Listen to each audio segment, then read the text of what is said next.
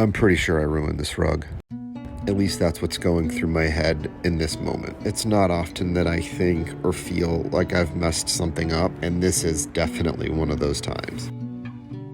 You see, when I get a rug, especially handmade rugs, I'll test for color fastness. And that basically just consists of me putting whatever cleaning solution I'm going to use on a white rag and then clamping that rag to the rug in the areas that I think might bleed. Sometimes I got to do that like 2 or 3 times for different colors. This rug, I did it in 2 spots. The red, and then there's a darker color, thinking no big deal. There was no transfer onto the white rags, so I just went ahead and started cleaning this like I would any other rug. And what's interesting about this is that the customer made several comments about please be careful with the fringe. That's to me like just someone saying something that they don't know what they're really talking about, because to me fringe is very, very low on the totem pole of things that I'm ever concerned about. I'm not ever concerned about that except when there's excessive dye bleed. Industry term, we call it crocking. I don't know why, but that's what they call it. It just means there's a lot of loose dye, and the loose dye is coming out when we clean it.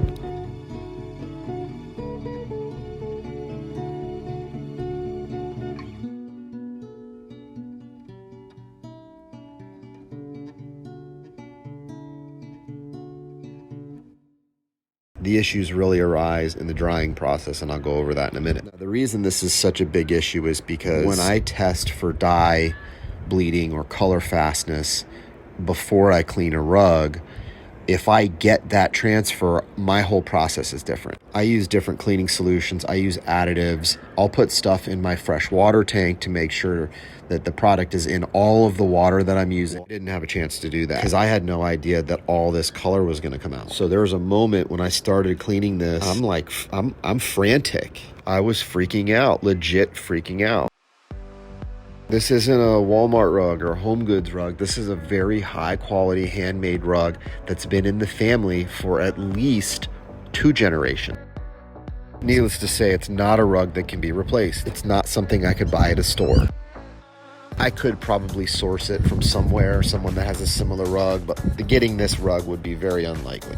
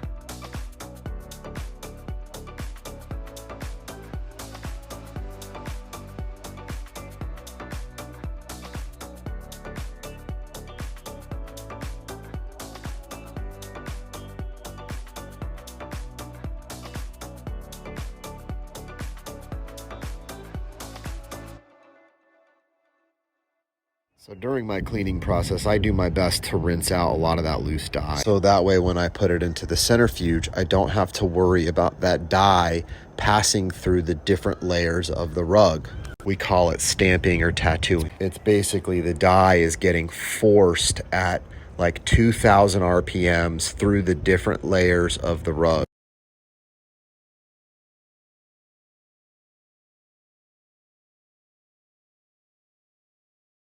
It's not part of the reason, it's the entire reason. I put that white sheet on there to kind of act as a barrier. We call that diapering. Very, very difficult to get that dye out once it's bled through the different layers.